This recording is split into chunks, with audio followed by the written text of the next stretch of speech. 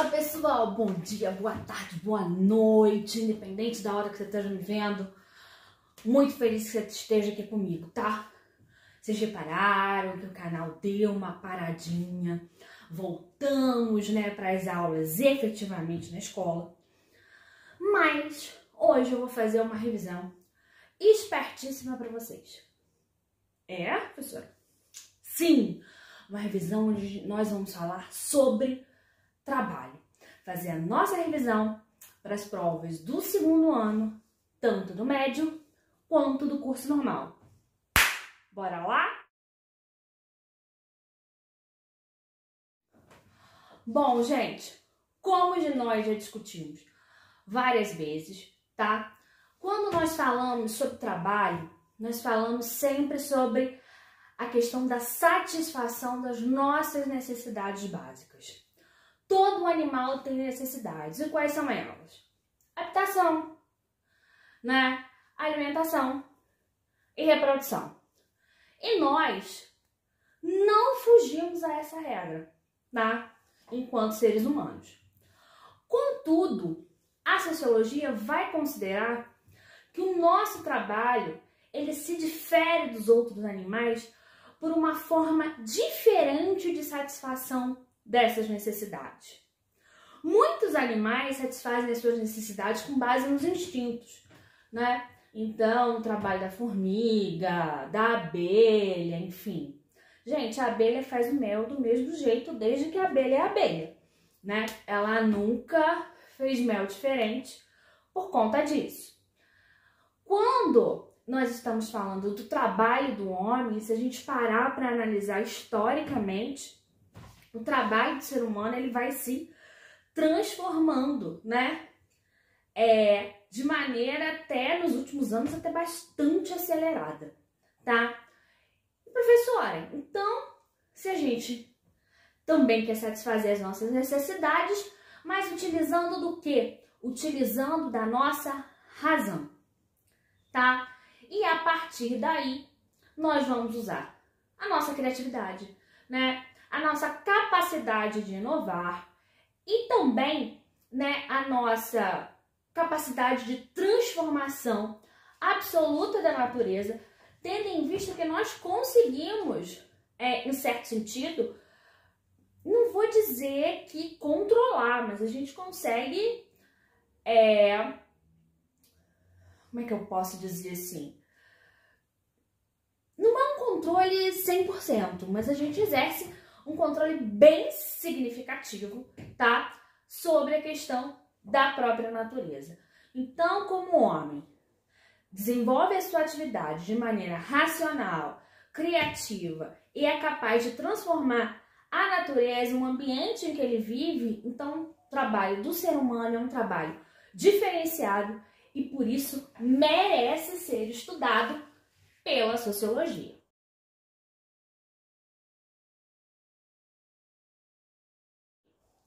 Ok? Bom, gente, de acordo com a sociologia, né, nós temos 3 autores clássicos, tá? Mas 2 deles falam muito sobre a questão do trabalho. Quais são eles? Émile Durkheim e Karl Marx, ok? Durkheim vai dizer o seguinte, que nas sociedades de maneira geral, a divisão social do trabalho, professora, o que é divisão social do trabalho? Gente, pensa na sua casa. Na sua casa, as tarefas não são minimamente divididas? Pô, professora, mas a minha mãe faz tudo. Você é um mala, hein? Pode fazer isso não. Quando a gente está falando sobre trabalho, a gente fala sobre, numa sociedade, na sua casa pode ser que você explore uma pessoa, mas de maneira geral, todas as pessoas elas desenvolvem uma atividade na sociedade. Independente se eu estou falando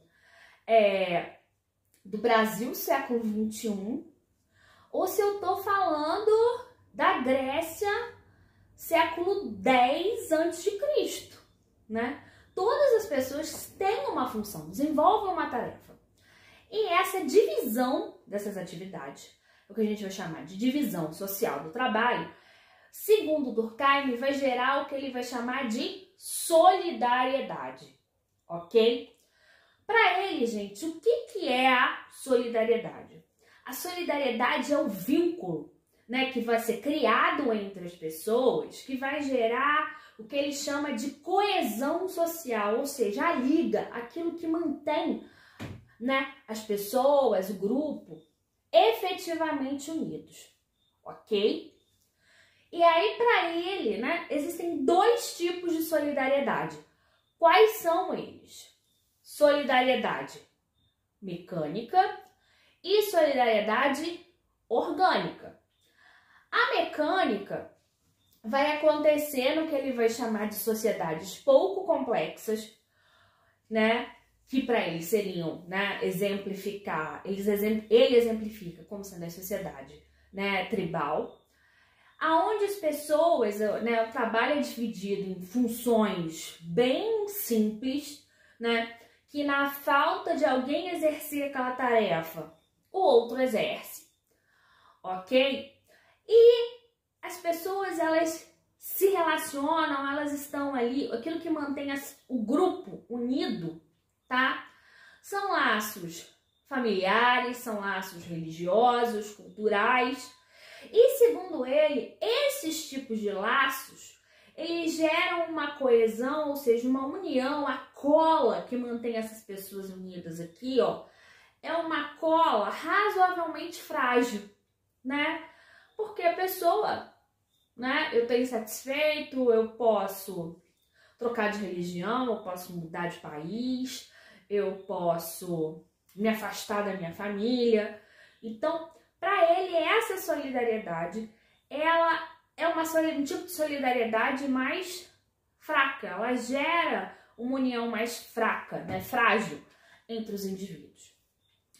O segundo tipo de solidariedade que ele vai discutir é a solidariedade orgânica, que para ele vai acontecer nas sociedades urbano-industriais, na sociedade capitalista, ok?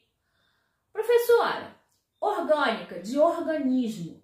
Pensa, se o seu coração começar a dar problema, vai se refletir automaticamente em qualquer outro órgão, tá? Consertei o coração, piorei o pulmão, também vai dar reflexo no organismo como um todo, ok? Então vamos lá. Na sociedade capitalista, em que a divisão social do trabalho ela é muito grande, o que vai acontecer? As pessoas, elas não conseguem desempenhar todas as tarefas, tá? Na tribo ou na minha casa, né, aconteceu alguma coisa, sei lá, com quem é o responsável por lavar a louça, eu posso até não gostar de lavar a louça, mas eu vou lá e lavo, não é verdade? Agora, né, na sociedade capitalista, o que acontece? A divisão do trabalho ela é muito grande, né? Eu sou aqui professora. Eu conseguiria fazer, sei lá, produzir móveis? Com certeza não. Eu consigo fazer um sapato que eu calço? Também não. Eu faço o pão que eu como de manhã? Posso até tentar fazer, mas também é mais difícil. Nossa, eu também tomo leite. Ótimo, eu não tenho uma vaca no meu quintal.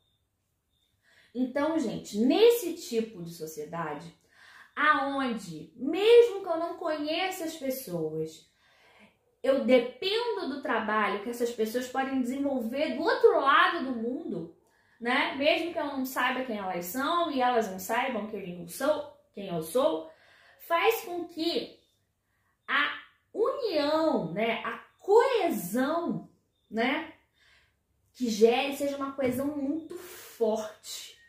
Por quê? Eu posso mudar de religião, eu posso mudar de país, eu posso nunca mais ver aquele parente, mas eu vou sempre depender do trabalho do outro. Então, a solidariedade que é baseada, né, tem como base o trabalho, é o tipo de solidariedade que promove a maior coesão social. Já o nosso amigo Karl Marx aí vai dizer pra gente que essa divisão social do trabalho vai gerar duas classes diferentes. Que classes são essas? A burguesia e o proletariado. Vamos lá, gente. Quem é a burguesia? A burguesia são os empresários. São o que ele vai chamar de donos dos meios de produção. O que são os meios de produção segundo Marx? São as ferramentas que alguém utiliza para trabalhar e a matéria-prima. Só isso, professor? Só. Então, vamos lá. Eu sou manicure. Coisa simples. O que são as minhas ferramentas de trabalho? Alicate, tesoura, né? Lixa, esmalte. Tudo isso são as minhas ferramentas de trabalho, né? Ah, professora, então se eu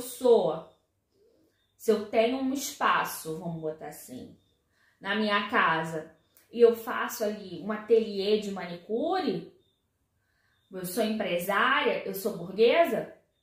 Na concepção do Marx, sim. Mas quando ele estava pensando isso, gente, ele estava lá no século XIX. Então, quando ele pensa em burguesia, ele vai pensar no comerciante, no industrial, vai pensar no banqueiro, ok? Em oposição ao burguês, a esse empresário, eu tenho o proletariado. Quem é o proletariado? O proletariado nada mais é do que o trabalhador. Bom, se ele não tem ferramenta de trabalho, né? E se ele não tem a matéria-prima, vamos continuar no exemplo da manicure? Eu não tenho nada disso, mas eu sei fazer unha. Então, eu posso procurar um emprego num salão de beleza, tá? Então, lá vão me oferecer as minhas ferramentas de trabalho, ok? Então, o trabalhador, ele não tem essas ferramentas, não tem a matéria-prima, mas ele tem uma coisa que é essencial, que é a capacidade de trabalhar. Tudo certo? De acordo com ele, essa relação ela é uma relação sempre conturbada, uma relação de luta. Por quê? Aqueles que têm os meios de produção, né, a burguesia, sempre explora o proletariado. Professora, por que a burguesia sempre explora? Pensa comigo numa coisa. Segundo ele, essa exploração se dá pelo seguinte. O que seria justo segundo Marx?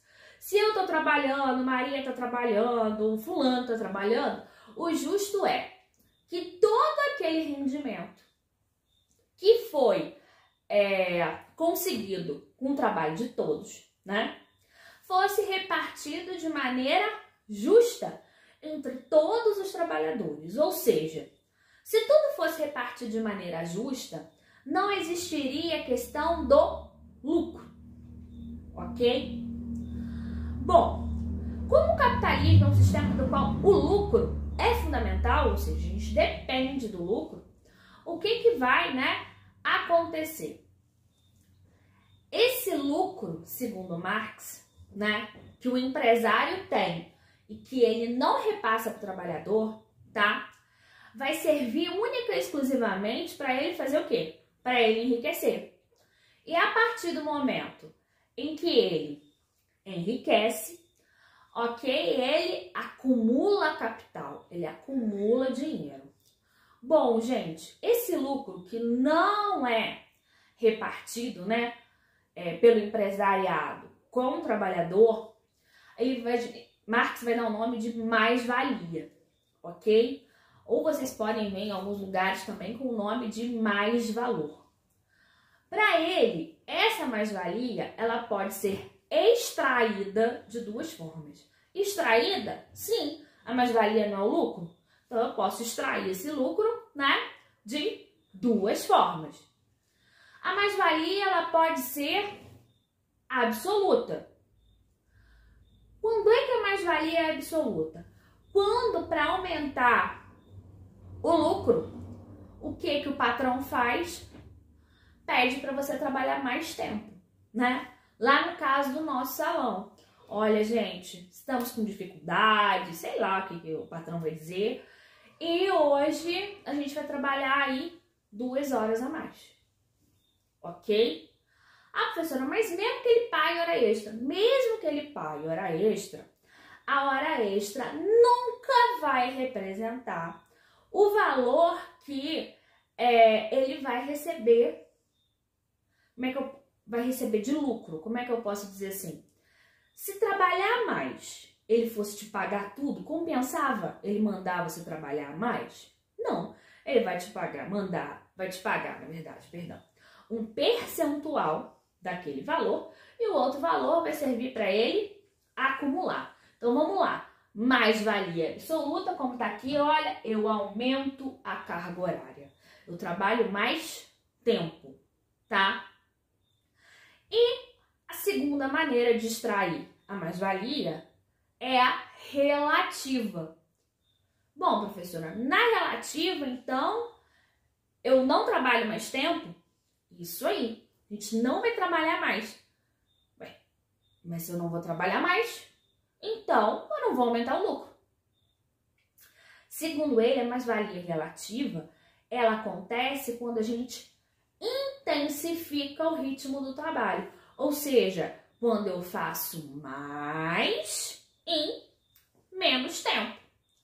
Ok? Então, para isso acontecer, eu posso controlar melhor o processo, eu posso investir em alguma coisa tecnológica, melhorar a minha organização. O importante é economizar tempo, né? Naquilo que a gente já fazia, para conseguir fazer mais coisas. Tudo bem? Bom,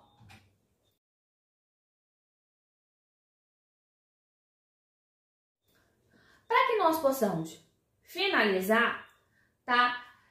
Vamos falar um pouquinho sobre um dos mais famosos, vamos botar assim, modos de produção da sociedade capitalista, ok? Vamos falar sobre o Fordismo, ok? Bom, gente, Ford, ele não é um gênio sozinho. Ford vai se basear nos estudos de Frederick Taylor, tá? Ele era um engenheiro mecânico e ele vai fazer toda uma análise, tá? E ele vai publicar isso através de um livro, que é o Princípio da Administração Científica, aonde ele vai, né, através das suas observações de algumas mudanças, ele vai querer o quê, gente? Diminuir, né, os custos para poder aumentar o lucro. Ford vai pegar emprestado, né, essa ideia do engenheiro Frederick Taylor e vai implantar e acrescentar algumas coisinhas, né, na Ford Motors, ok? Bom, gente, quais são, então, vamos botar assim, as principais características do Fordismo, né? Fordismo, Taylorismo, enfim. Primeiro, a gente tem que pensar na questão de quem executa o trabalho, né? O trabalhador. Gente, o trabalho no Fordismo é um trabalho bastante simples, né? Qual era a ideia de Taylor? Eu vou dividir as funções para que cada trabalhador tenha uma atividade que seja muito simples de ser executada e repetitiva, a ponto de você fazer aquilo ali mesmo, fazer uma coisa meio no automático, mesmo sem pensar. E quando você faz alguma coisa desse jeito, o que você faz? Você trabalha muito rápido, né? Então, ele vai ter um trabalhador altamente especializado, mas não especializado no tipo, nossa, ele estudou muito, mas especializado é que ele sabe fazer aquilo com muita rapidez e de maneira muito eficiente, ok?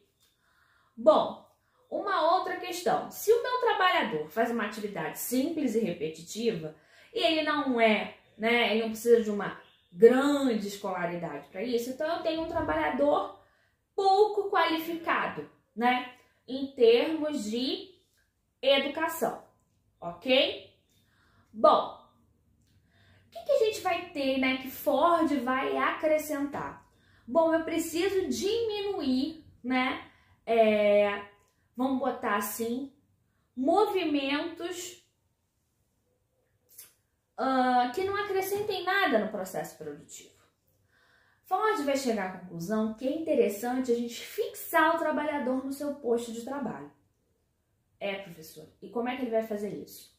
Ele vai colocar uma esteira na produção, tá? Então, eu vou evitar que o trabalhador fique se deslocando para um ponto do outro da fábrica. Ou seja, o trabalho vai chegar a ele através daquela esteira e depois, né, vai passar para a próxima etapa, que vai ser desenvolvida pelo próximo trabalhador, né? Então, a gente já tem aí um trabalhador especializado, não qualificado.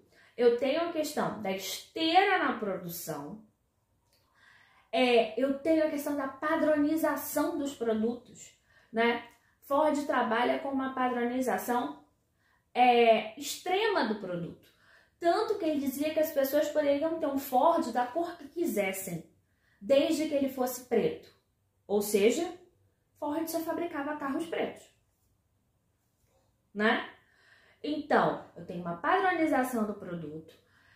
Eu vou ter, né, uma produção em larga escala, né? Vai ter, o Fordismo investe em geral em grandes estoques, né? Como se ele estivesse sempre pronto a poder atender as demandas do mercado. E a questão da qualidade do produto, ela só é verificada após o produto pronto. O que significa? Se por acaso, né, a gente identificar ali algum mínimo errinho na produção, mas se a gente achar que aquilo não vai impactar no resultado final, vai passar. A gente só vai fazer o teste de qualidade lá no final. Bom, pessoal, se vocês souberem tudo isso, que não é muito, eu tenho certeza que você vai ter um desempenho maravilhoso na sua prova, ok? Bom, gente, essa é realmente o conteúdo que vai cair na prova, tá? Questão de trabalho na sociedade tribal, feudal, a questão do princípio do capitalismo, nada disso eu cobrei, né? Eu reduzi, né, vamos botar assim, um conteúdo cobrado, mas eu aprofundei. Faça a sua prova com bastante atenção, que eu tenho certeza de que vai dar tudo certo. Bom, pessoal, muito obrigada, uma boa prova!